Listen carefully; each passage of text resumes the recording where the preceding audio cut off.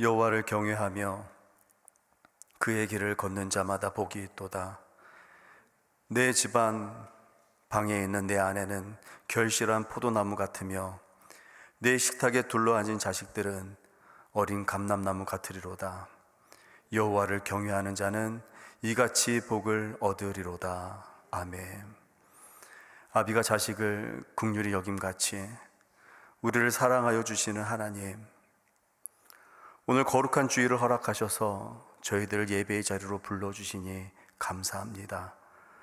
자식들을 위하여 평생을 바치고 헌신하신 우리의 부모님들에게 은총을 내려주셔서 남아있는 여생을 더욱 복되고 강건하게 하옵소서.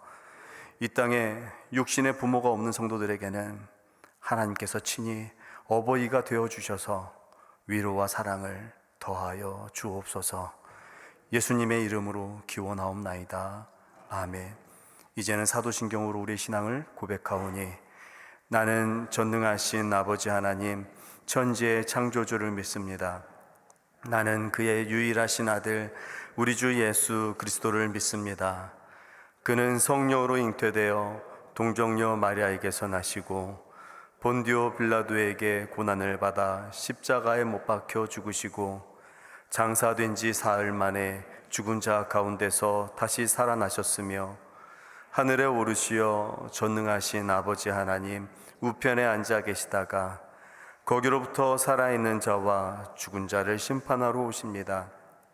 나는 성령을 믿으며 거룩한 공교회와 성도의 교제와 죄를 용서받는 것과 몸의 부활과 영생을 믿습니다. 아멘.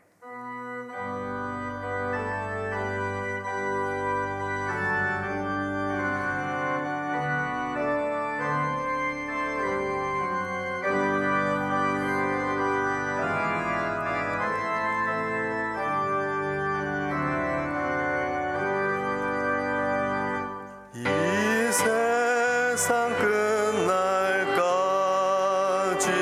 주 섬겨 살리니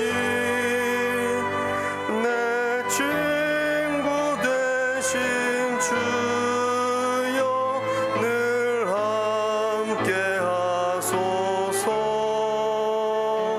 주 나와 함께 하면 전쟁 주 나를 인도하면 늘 안심하리라. 나 주를 따를 때에 주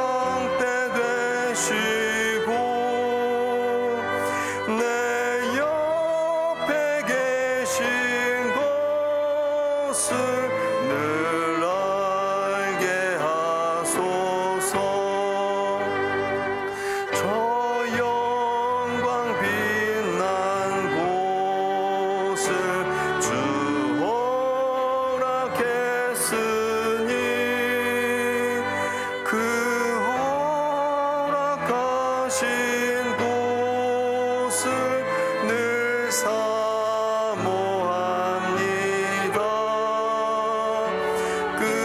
끝까지 쉬지 않고 주 따라가리니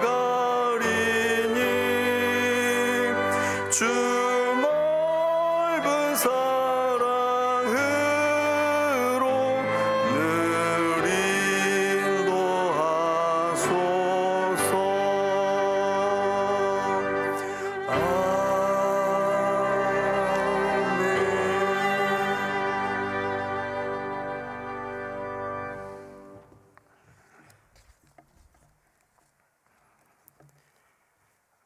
오늘도 우리와 함께 계셔서 성령으로 역사하시는 아버지 하나님, 귀한 주님의 날 주님께 예배드릴 수 있도록 인도하여 주시니 감사를 드립니다. 이 아침 저희들에게 새 생명과 호흡을 주심에 감사드립니다. 우리들의 경배와 찬양을 받으시고 성령으로 충만케 하셔서 예배드리기에 합당한 심령으로 변화시켜 주시옵소서. 은혜로우신 아버지 하나님, 우리의 삶을 아버지께 고백합니다. 두로의 풍성함과 영화로움의 넋을 잃어서 아버지의 심판을 받더라도 두로왕 같은 재물과 권세를 얻고자 하는 어리석음이 저희들에게 있습니다. 아버지께 드려야 할 시간과 헌물마저도 내 것인 양 내 욕심대로 사용하였습니다. 아쉬울 때만 거지가 구걸하듯 하나님의 뜻을 구하는 어리석음과 게으름에 빠졌습니다. 믿음의 정조조차 없는 신앙생활이 되었사오니 이제라도 회개하고 온전히 아버지 앞에 엎드리게 하여 주시옵소서. 사랑의 하나님 아버지, 특별히 5월은 가정의 달이오니 주님이 세우신 가정마다 어린 생명들이 태어나게 하시고 건강하게 자랄 수 있도록 은혜 베풀어 주옵소서. 어린아이와 같아야 천국에 갈 수 있다고 하신 주님, 저희들도 어린아이들처럼 주님을 믿고 따라서 천국에 합당한 백성이 되도록 인도하옵시고, 어린 자녀들을 양육하는 부모들도 함께 붙들어 주셔서 부모의 책임을 다해 믿음의 유산을 물려주는 복된 가정들이 되게 하여 주옵소서. 또한 자녀들을 위해 기도하며 평생을 살아오신 부모님들을 위로하여 주시기 원합니다. 그 심령을 주님의 사랑으로 가득 채워 주옵소서. 자녀들의 걸어가는 길을 보며 때론 웃고 때론 가슴 아파하는 부모님들에게 오직 주의 은혜로 영혼의 평안을 누리게 하여 주옵소서. 우리의 말 한마디, 행동 하나로 부모님의 얼굴에 웃음꽃이 필 수 있도록 우리의 말과 행동을 주장하여 주옵소서. 지위의 하나님 아버지, 세계적인 질병으로 인하여 우리 성도들 한자리에 모여 예배드리지 못합니다. 주의 자녀들이 어느 곳에서 예배를 드리든지 아버지께 영광 돌리게 하시고 주의 성전을 사모하게 하셔서 이 환난이 빨리 끝날 수 있도록 라파의 하나님께 은혜 구하는 우리들이 되도록 인도하여 주시옵소서. 아름다운 이 예배 시간에 주님의 음성을 듣기를 간절히 원합니다. 주님 만나기를 원하오니 우리 영의 소원을 들어주시옵소서. 강단에 세우신 주의 종에게 지혜와 명철과 지식을 허락하셔서 주시는 말씀으로 우리의 삶이 주께 한 걸음 더 나아갈 수 있도록 인도하여 주시옵소서. 예배를 통하여 홀로 영광 받으시길 원하오며 우리를 소원의 항구로 인도하시는 예수 그리스도의 이름으로 기도드립니다.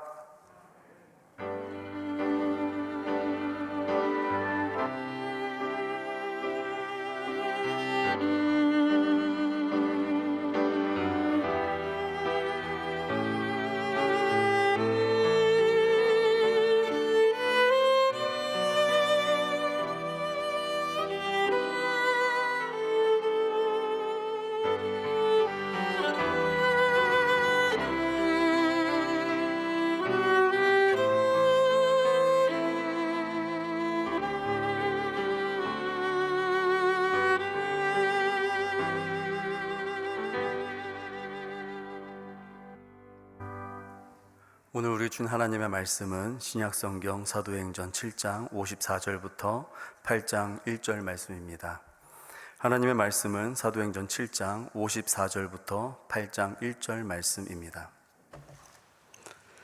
그들이 이 말을 듣고 마음에 찔려 그를 향하여 이를 갈거늘 스데반이 성령 충만하여 하늘을 우러러 주목하여 하나님의 영광과 및 예수께서 하나님 우편에 서신 것을 보고 말하되 보라 하늘이 열리고 인자가 하나님 우편에 서신 것을 보노라 한대 그들이 큰 소리를 지르며 귀를 막고 일제히 그들에게 달려들어 성 밖으로 내치고 돌로 칠세 증인들이 옷을 벗어 사울이라 하는 청년의 발 앞에 두니라.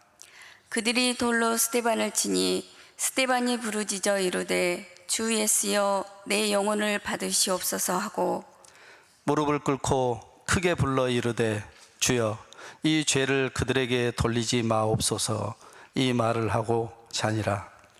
사울은 그가 죽임 당함을 마땅히 여기더라. 그 날에 예루살렘에 있는 교회에 큰 박해가 있어 사도 외에는 다 유대와 사마리아 모든 땅으로 흩어지니라. 네.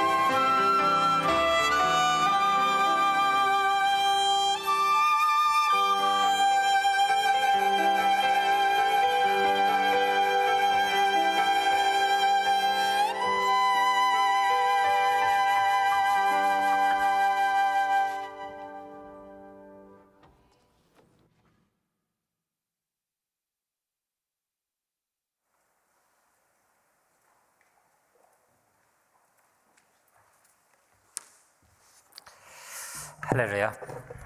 복되고 기쁜 주님의 날입니다. 5월 특별히 어버이 주일, 이 땅의 모든 아버님 어머님들에게 주님의 그 사랑, 그 축복 함께 할 수 있기를 간절히 바랍니다.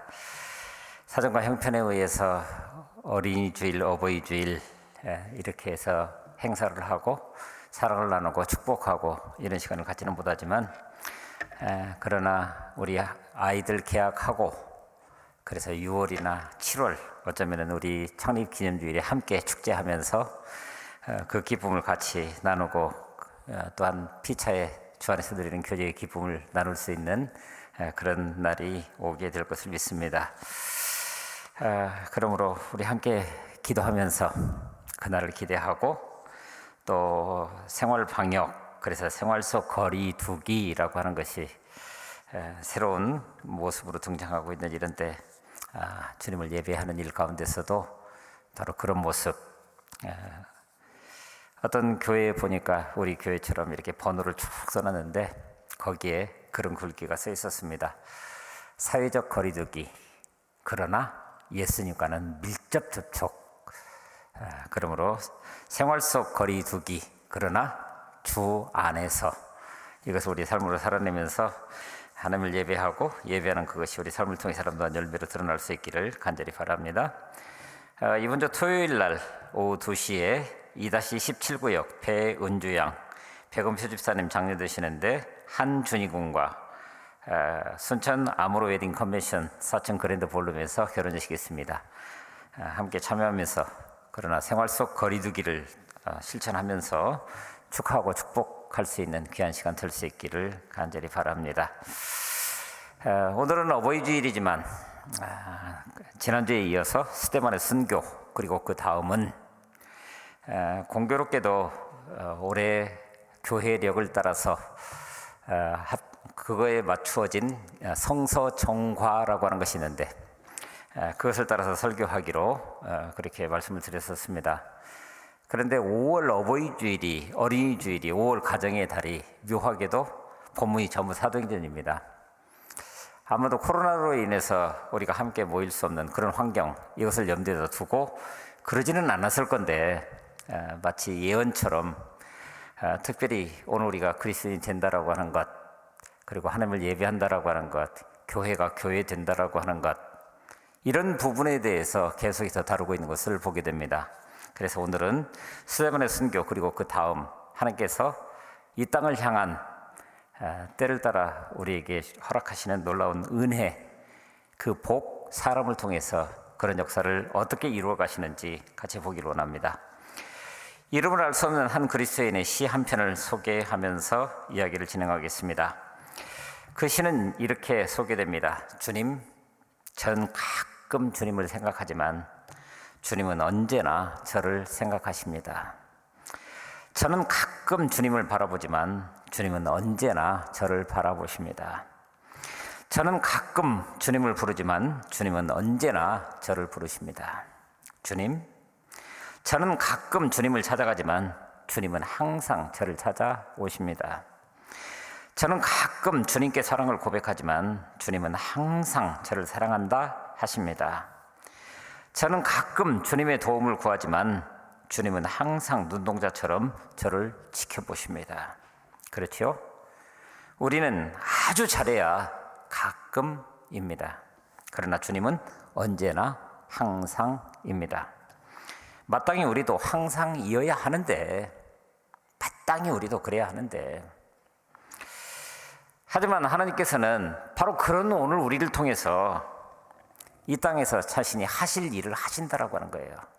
바로 우리의 상상, 우리의 고정관념, 이런 거 모든 것들을 뛰어넘어서 처음 교회가 세워지는 과정이 그랬고 그 확산이 그러했습니다. 우리 사진 한 장 볼까요? 2001년 9월 11일, 그러니까 지금부터 19년 전에 미국에서 세계무역센터 건물이 무너질 때 다 무너지고 난 그라운드 제로라고 하는 밑바닥에서 찍은 감동적인 한 사진입니다. 이 사진을 찍은 그 작가는 신문에다 이것을 내면서 아메리칸 피에타라고 표현을 했습니다.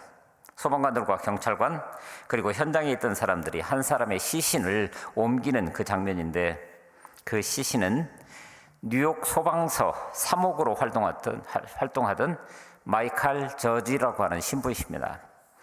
그는 죽어가는 동료 소방관을 위해서 마지막 기도를 해주다가 떨어지는 건물 파편에 맞아 자신도 죽었습니다. 이 사진에 아메리칸 피에타라고 하는 제목이 붙은 이유는 죽은 신부의 그 모습이 바로 바티칸 성 베드로 대성당에 있는 미켈란젤로의 조각품 피에타와 한번 같이 보실까요? 너무나 흡사했기 때문입니다. 이 작품에는 어머니 마리아의 무릎 위에 아들 예수님의 시신이 축 처진 채 누워 있습니다. 피에타는 이태리어로 긍휼을 뜻하는 말입니다. 어떤 사람이 긍휼히 여기는 마음으로 바라보면서 관심을 표할 때 이 피에타라는 단어를 사용한다고 합니다.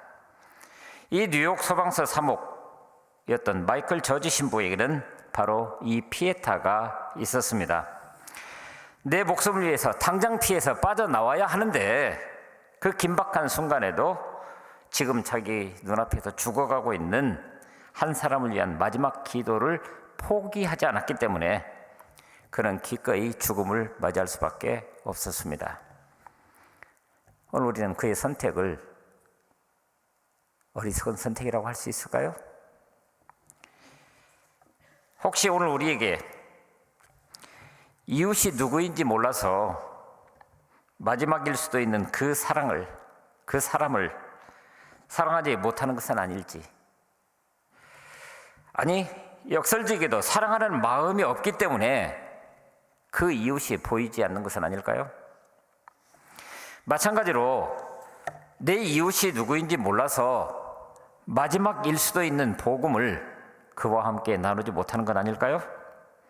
반대로 아니 사랑하려는 마음이 없기 때문에 그 복음을 받아야 살 수 있는 그 이웃이 보이지 않는 것은 아닐까요? 아메리칸 피에타를 통해서 우리가 한번 같이 생각해 보아야 될 부분인 줄 압니다. 보십시오. 오늘 우리가 여기 있게 되기까지 오늘 본문에 바로 그렇게 자신의 목숨을 드린 한 인물이 나타나고 그 인물의 역사를 통해서 오늘 우리에게까지 그 하나님의 놀라운 사랑, 그 은혜가 전해져 왔다라고 하는 거예요. 오늘 본문은 스데반의 순교를 이야기하고 있습니다. 59절부터 60절까지 말씀 제가 메시지 성경으로 읽어드립니다. 요즘 설교 시간에 제가 메시지 성경을 자주 인용을 하는데 우리 개역 개정보다도 바로 유진 피터슨이라고 하는 영성가를 통해서 현대인들의 삶에 정말 뭐라 그럴까요? 쉽게 접근할 수 있도록 하나님의 말씀을 재해석해서 번역을 해놨는데, 그래서 여러분들에게 그 메시지 성경으로 읽어드립니다. 돌이 비오듯 쏟아지는데 스데반은 기도하고 있었습니다. 주 예수여, 내 생명을 받아 주십시오. 그런 다음에 무릎을 꿇고 모든 사람에게 들릴 만큼 큰 소리로 기도했습니다. 주님, 이 죄를 저들에게 돌리지 마십시오. 이것이 그의 마지막 말이었습니다. 그리고 숨을 거두었습니다. 우리 개역 개정에서는 잠이 들었습니다. 이렇게 표현했습니다. 이게 어떻게 된 일인가요?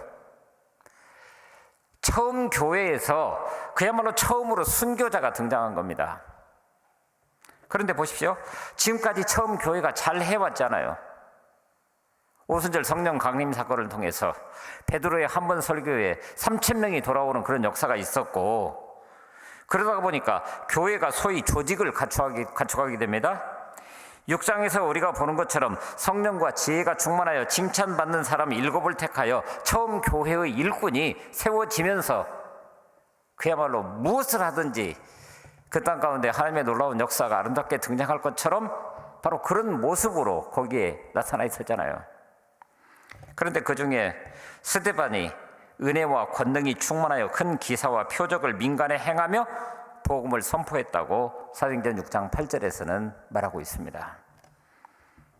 바로 이 일로 인해서 스데반은 신성 모독죄로 공회에 잡혀가게 되는데, 역설적에도 이 일이 공식적인 자리에서 이스라엘 곧 자신들의 역사를 바탕으로 열렬하게 복음을 선포하는 데까지 나아가게 되는 바로 그런 사건의 단초가 이것이었다라고 하는 거예요.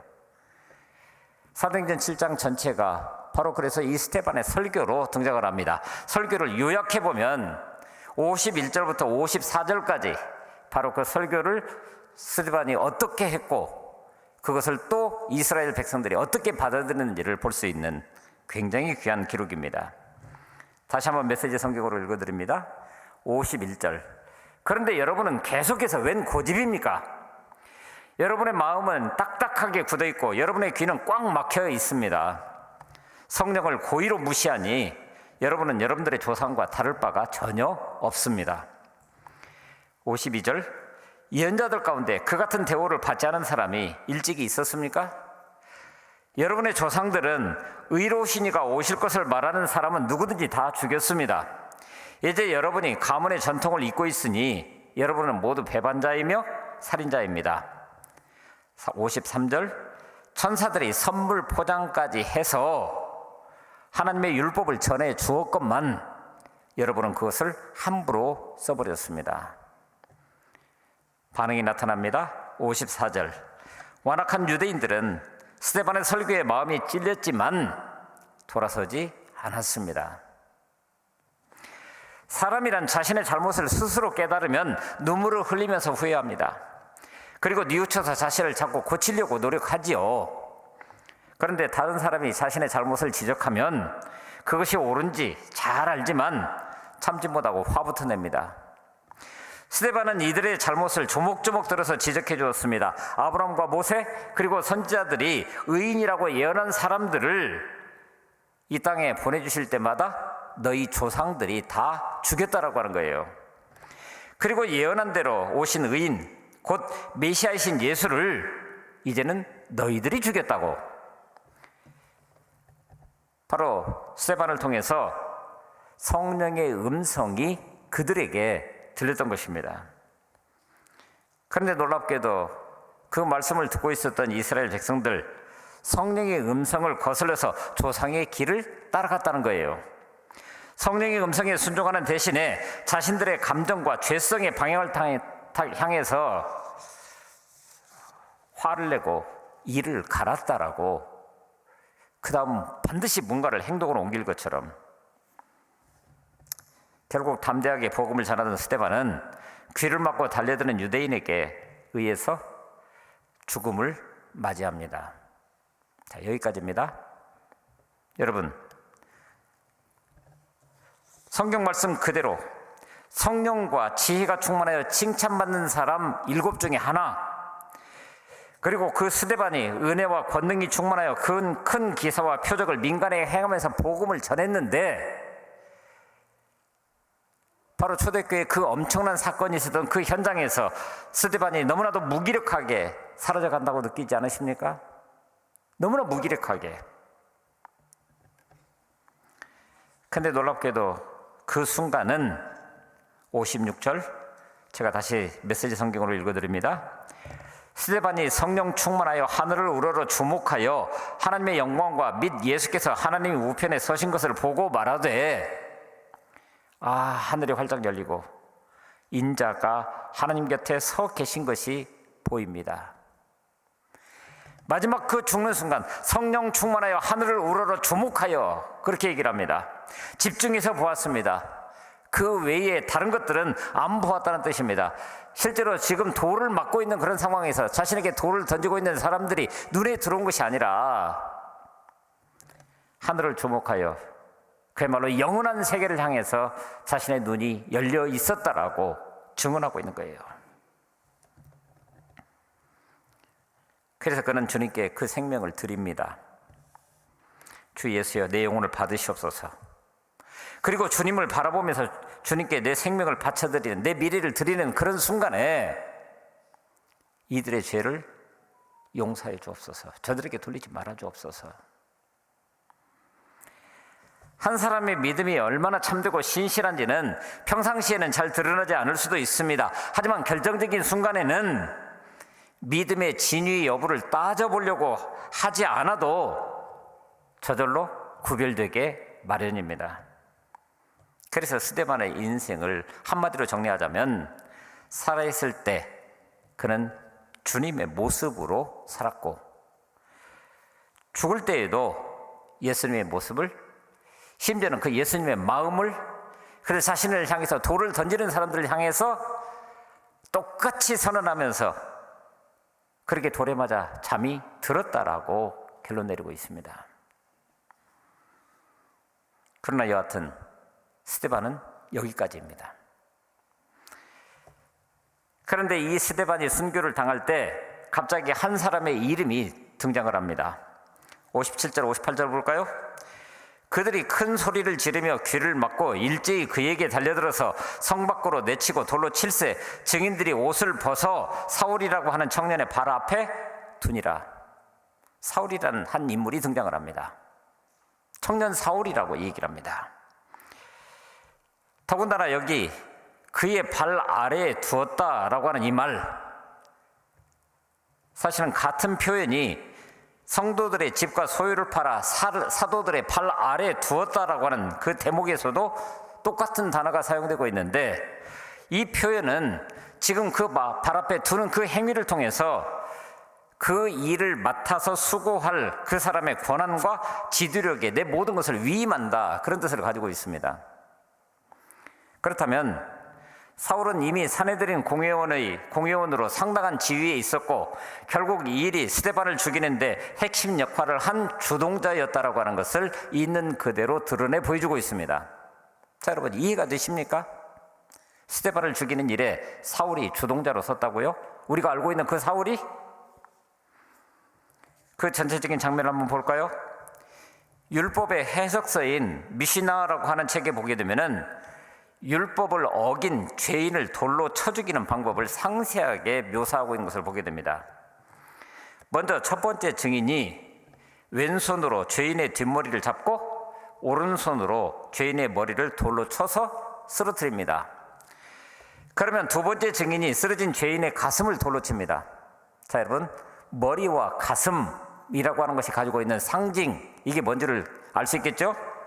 그 다음으로 주위에 모여있던 사람들이 죄인을 향해서 일제히 돌을 던집니다. 결국 죄인은 날아오는 돌 세례 앞에 피투성이가 되어서 처참하게 죽고 마는, 그날 스데반이 그렇게 처형되었다라고 하는 거예요. 거짓 증인들이 스데반을 돌로 치기 전에 자신들의 겉옷을 벗어 사울이라는 청년의 발 앞에 두었다라고 하는 것은 사울이 그곳에 모인 유대인들 가운데 제일 앞쪽에, 다시 말해서 스데반과 가장 가까운 자리에 있었고 처음 증인이 돌로 치는 장면부터 무리들이 기다렸다는 듯이 돌 세례를 퍼붓는 전 과정을 누구보다도 똑똑히 그리고 정확하게 목격했다라고 하는 거예요. 근데 그럼에도 불구하고 오늘 보면 사도행전 8장 1절에 보면 사울은 그가 죽임당함을 마땅히 여기더라, 이렇게 기록합니다. 물론 이 사울은 이어지는 8장 3절에 보면은 교회를 아예 없애버리고자 분투하고 있는 그런 인물로 등장을 합니다. 그런데 이 장면을 보면서 전체적으로 뭔가 석연치 않은, 뭔가 이해되지 않는, 이런 사람이 나중에 바울이 된다고? 그래서 겉으로는 우연 같아 보이지만은 엄밀히 보면 하나님은 의도적으로 스데반과 사울과 스데반, 이 두 사람이 거기에서 만날 수 있는 그런 만남을 하나님이 마련한 것 아닐까, 이런 생각을 하게 됩니다. 그 당시 사울의 눈에는 신흥종교 예수를 따르는 것은 분명히 이단이었습니다. 하나님의 이름을 모독하는 일종의 사교였습니다. 그래서 이들을 없애는 것이 하나님 앞에 충성하는 길이고 하나님을 잘 섬기는 길이라고 생각했을 것입니다. 그래서 스데반의 죽음을 정당하다고 생각했을 것이고, 그래서 결국 이들이 8장 이후에 등장하게 되는 박해를 통해서 흩어져 갔을 때 바로 다메섹에 이들의 무리가 있다라고 하는 것을 알고 그들을 잡아 죽이고자 거기로 달려가고 있는 사울의 모습을 우리가 보고 있는 겁니다. 그런데 그런 장면 속에서 적어도 인간이라고 한다면 한 번쯤 생각해 볼 수 있는 한 장면이 있죠. 예수를 믿는다는 것이 도대체 뭐길래 돌에 맞아 죽으면서도, 그것도 가장 가까이에서 그 입술의 언어를 명백하게 들었을 사울의 입장, 어떤 생각이 들었을까요? 마지막 숨을 거두는 그 순간 영원한 생명 그 자체이신 주님께 자신의 영혼을 부탁드리면서도 자신을 돌로 치는 유대인들도 예수 그리스도 안에서 회개하여 죄사함 받기를 탄원하고 있는 스데반의 모습 생생히 지켜보았을 건데 그 자리에서 뭘 생각을 했을까요? 더군다나 사울의 입장에서 스데반의 순교 전 과정을 옆에서 그것도 권위를 지닌 증인으로 지켜보았던 그 입장. 그런데 거기에서 그저 귀로만 들었던 예수님이 십자가상에서 하시던 것과 똑같이 할 수 있었다고 하는 것이 도대체 뭘 말하는 걸까? 스데반의 순교는 바울에게 어쩌면 충격적인 사건으로 다가올 수도 있는 그런 장면이었다고 하는 거예요. 그래서 결국 바울은 나중에 사도행전 2장 20절에서 스데반 순교에 동참했었던 그 상황을 이렇게 고백을 합니다. 또 주의 증인 스데반이 누구라고요? 우리 주님의 증인이라고.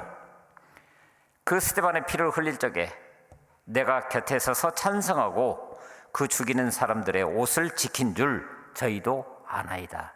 세상 사람들이 다 안다는 거예요. 사도행전 22장에 가서. 그러나 당대로서는 유대교적 전통에 뼛속 깊이 물들어 있던 사울은 자신의 신념을 포기하지 않았습니다. 아니, 포기할 수 없었을 겁니다. 그리고 자신의 어쩌면 한없이 약해져가는 모습을 비웃으면서 다른 공회원처럼 다시 마음을 강팍하게 그렇게 했을 수도 있습니다. 그래서 예수 믿는 사람들을 더 죽이려고 다메섹으로 갔던 것 아니에요? 결정적인 사건이지만. 그런데 인간이란 사도 바울뿐만 아니라 이렇게 사악한 모습들이 그 누구에게나 다 있는 것을 보게 됩니다. 자신의 죄를 감추려고 더 잔악해지는 모습, 깨달음이 왔을 때 빨리 무릎을 꿇고 회개해야 됨에도 불구하고 틀린 자신을 정당화하려고 더 악해지는 어리석음이라고 하는 것이 사실 저와 여러분 모두의 어쩌면 내재되어 있는 속성 아닌가요? 우리는 성령의 음성을 들었을 때에 바로 그 자리가 돌아가야 하는 자리라고 하는 것을 깨달아 알면서 주님 앞으로 나아가는 지혜로운 인생을 살아야 하는 거예요. 자, 보십시다. 성경을 통해서 보면 바로 이런 기회마다에서 결정적인 순간을 맞이했던 사람들이 있습니다. 그 결과가 어떻게 됐을까요? 예수님과 함께 십자가에 달렸던 두 강도 중 한 명, 예수님이 누구신지를 금방 알아채고 그런 마지막 이렇게 얘기를 합니다. 당신의 나라에 임할 때 나를 기억하옵소서. 나를 기억해 주십시오. 그러나 왼편에 있던 강도는 끝까지 부인하다가 그것으로 끝냈습니다. 그 다음이 어떻게 됐을까요? 베드로의 설교를 듣고 형제들아 우리가 어찌할까 회개를 한 그 사람들, 물론 그들은 유월절을 마무리 짓고 디아스포라 유대인으로 성지 순례처럼 예루살렘을 방문했었던 이 사람들, 자신의 삶의 현장으로 다시 다 돌아갔습니다. 그러나 예루살렘에서 예수 그리스도의 십자가 사건과 그 십자가 사건의 해석이라고 이야기할 수 있는 베드로의 설교를 듣고 주 앞으로 돌아오는 그런 역사를 가지고 그야말로 복음을 마음에 품고 삶의 현장으로 돌아갔던 그런 사람들입니다. 그런데 박해하고 있는 오늘 산헤드린 공회원을 비롯한 유대교에 쩔어있는 이 사람들, 자신의 종교적 전통과 유대교를 지킨다라고 예루살렘에 그대로 남아 있었는데 주후 70년 로마의 디도 장군에 의해서 온 유대가 멸망을 당하면서 무엇보다도 스데반의 설교를 듣고 회개하고 하나님의 복음을 접할 수 있는 좋은 기회를 그들은 놓쳤고, 실제로 역사적 기록을 보게 되면 산헤드린 공회원 모두가 끌려 나와서 죽음을 당하고 있는 장면을 볼 수 있습니다. 개인적인 죽음이라고 하는 첫 번째 종말의 사건 때 그 결과가 어떠했을까를 보고 있다고 하는 거예요. 그러니 이 세상의 종말이라고 하는 영원한 종말의 때에 어떤 모습으로 우리가 설 수 있을까? 다시 한번 생각해 볼 수 있어야 됩니다. 그러니 이렇게 놓고 보면 스데반의 순교 장면, 이것은 문학 작품에서 등장하는 일종의 복선이라고 이야기할 수 있습니다. 앞으로 하나님이 하실 일에 대해서 암시해주고 있는 장면 같은, 스데반의 순교 장면에 새로운 인물 사울이 등장했다라고 하는 것. 근데 그 사울은 여전히 박해하는 자였고 교회를 없애려고 하는 자였고 이것이 바로 하나님 앞에 순종하는 일이었다라고 생각했던 사람. 그러나 사도행전 9장 이후에 그가 사울이 바울이 되는 놀라운 역사가 일어났다는 것을 생각한다면 그렇습니다. 그래서 오늘 우리는 이렇게 정리할 수 있습니다.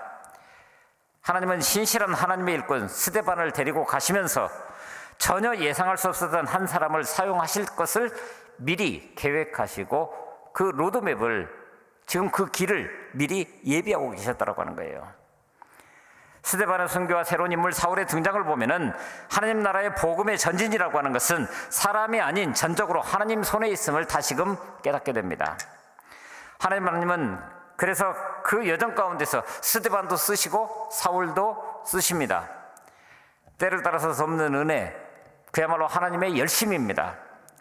스데반의 순교를 통해서 복음이 이 땅 가운데 편만하게 퍼져나가고 그것이 박해라고 하는 방법을 통해서였지만, 그러나 또한 사울을 통해서 그렇게 세워진 수많은 하나님의 사람들을 묶고 더 많은 교회를 세워가는 귀한 역사를 이루게 됩니다. 그야말로 복음이 예루살렘을 넘어서 유대와 사마리아와 땅끝까지 퍼져가는 역사가 바로 이 장면에서부터 새롭게 시작되고 있는 거예요. 그런데 오늘 우리가 바로 이런 장면에서 다시 한번 머릿속에 떠올리게 되는 것, 이런 일들이 그냥 성경에만 기록된 이례적인 사건이었을까요?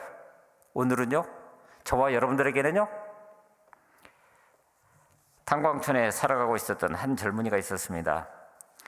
고등학교를 중퇴하고 이리저리 먹고 살기 위해서 돌아다니다가 결국은 탄광촌으로 스며들 수밖에 없었고, 그러니 낮에는 석탄을 캐고 밤에는 신세 한탄하면서 술에 절어서 살았다고 했습니다. 근데 그러던 어느 날 탄을 캐러 들어갔었던 그 갱도가 무너지는 사고가 발생하면서 이 젊은이는 함께 짝이 되어서 일하던 중년의 한 강부와 그 갱도 속에 갇히게 되었습니다. 스스로 아무것도 할 수 없는 그런 상황에서 중년의 그 광부는 이 젊은이에게 뜻밖의 이야기를 시작을 했습니다. 사람이 죽으면 마지막으로 어디 가는 줄 아나?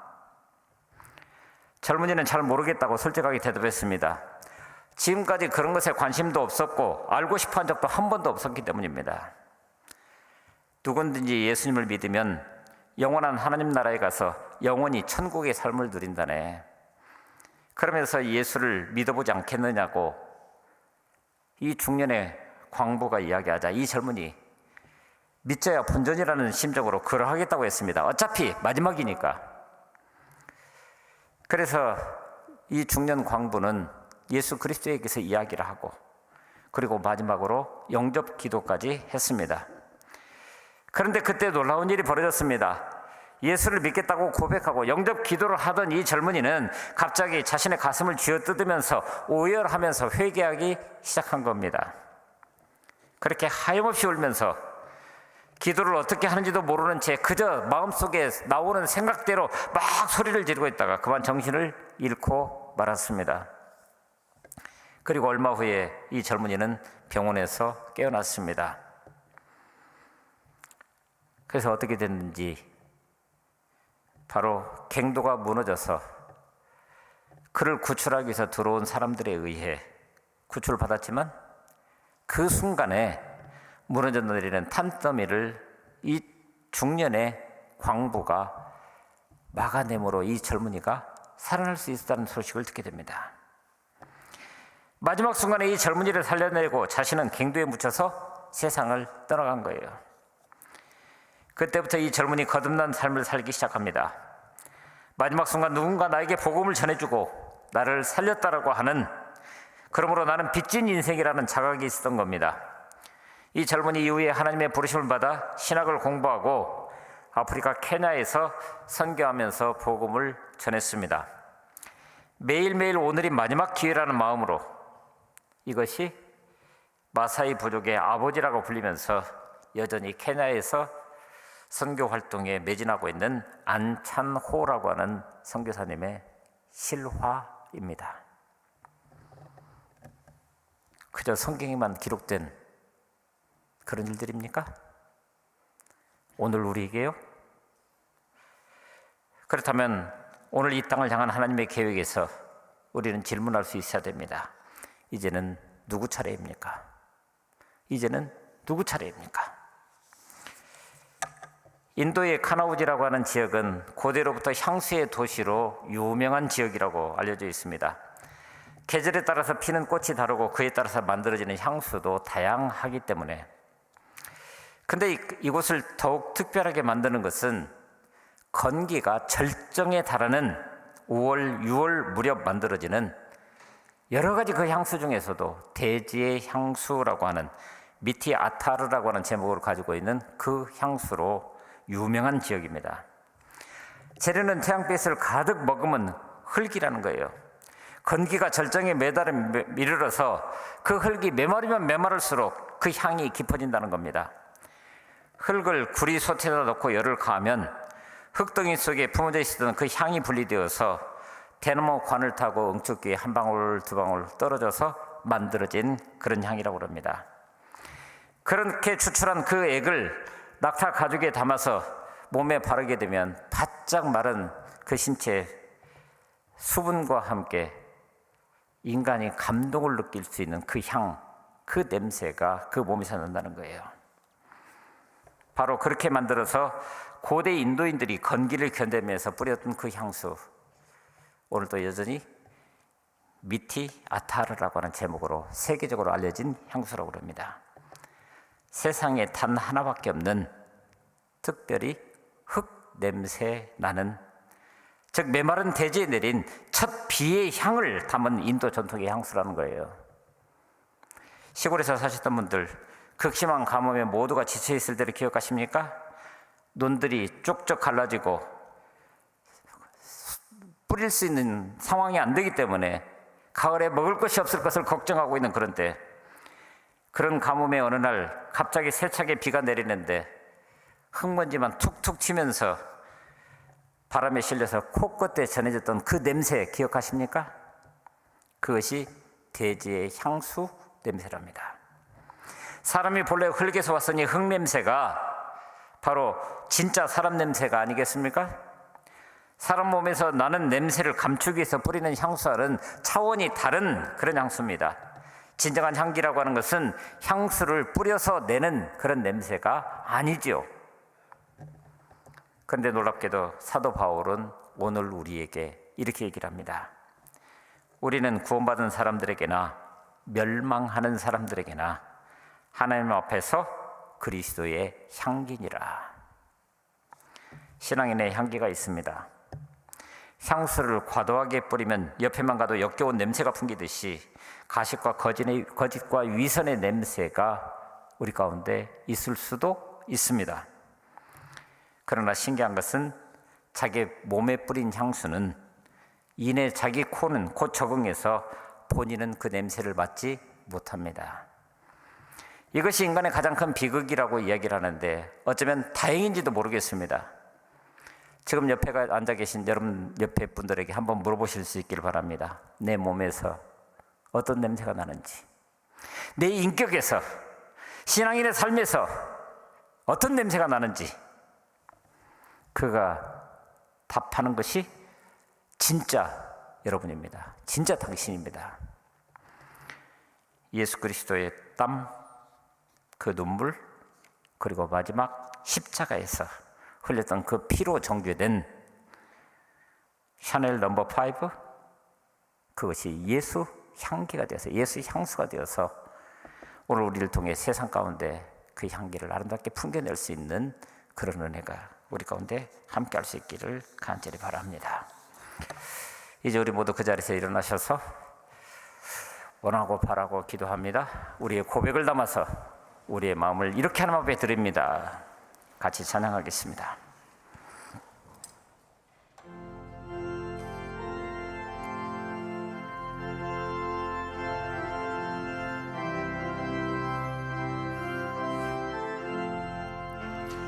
이 세상을 살아가는 동안에 나의 힘을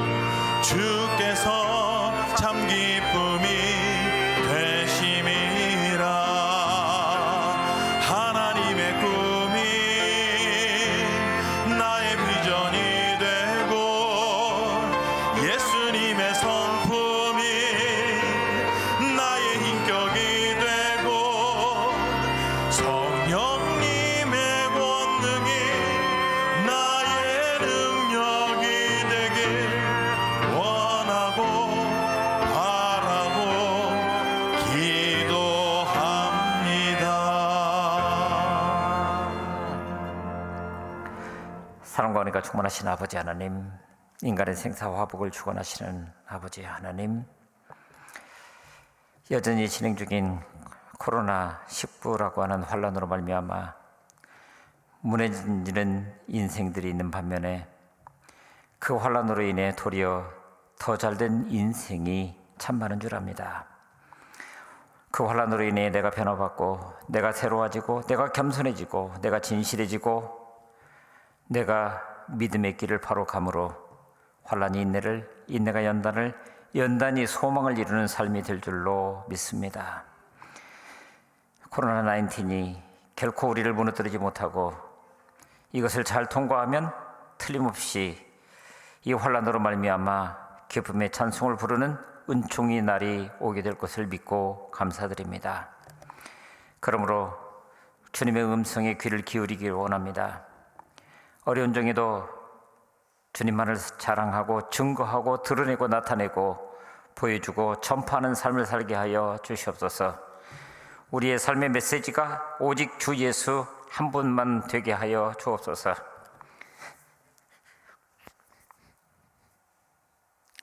하늘과 땅의 모든 권세와 능력이 그 이름에 있고 오직 주 예수만 십자가 그 은총 누릴 수 있도록 오늘 우리를 이끄셨으니 오직 주 예수 그리스도의 보혈만이 죄사함의 능력 있으므로 그 주님만을 마음에 새기고 전파하면서 누리며 살게 하여 주옵소서. 오늘도 성령과 믿음이 충만한 삶을 살아가라고 말씀하심을 압니다. 성령 충만하게 하소서. 그리고 믿음이 충만하게 하여 주옵소서. 진실한 믿음, 바른 믿음, 그래서 믿음의 역사를 이루어가는 인생 되게 하여 주옵소서. 내 믿음대로 되리라 말씀하옵소서. 듣겠습니다. 내 믿음이 크도다 내 소원대로 되리라 말씀하옵소서. 듣겠습니다.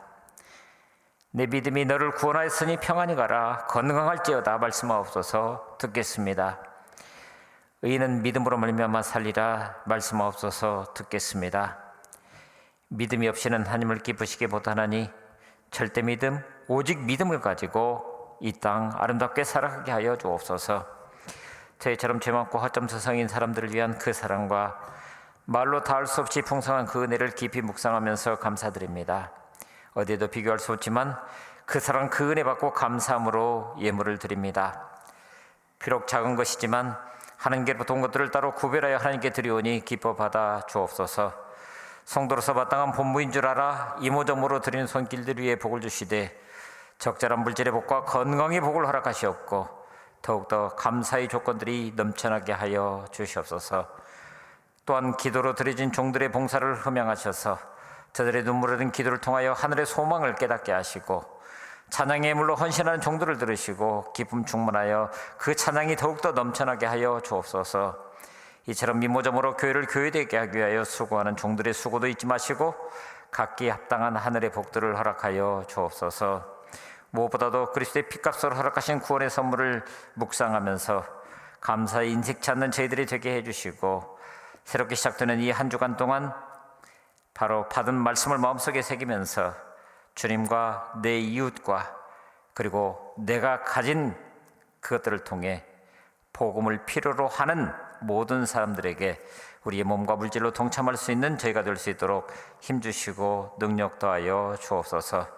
오늘도 여기까지 이끄시면서 도우시는 에베네셀 우리 주 예수 그리스도 이름으로 간절히 기도하옵고 이제는 우리 구주 예수 그리스도의 은혜와 아버지 하나님의 언제나 신실하신 그 사랑과 성령님이 인도하시며 교통하심이 신실함으로 그리고 스데반처럼 하늘의 영광을 바라보는 존재, 사울처럼 성령으로 변화되어 주님의 뜻에 합당하게 이 땅을 살아내는 그런 삶 마음속에 품고 삶의 현장으로 나가는 주의 모든 권속들 머리머리 위에 그 가정과 일터와 자녀들을 위해 피로 값주고 사신 주님의 몸된 교회 위에 이제로부터 영원토록 함께하옵시기를 간절히 축원하옵나이다. 아멘.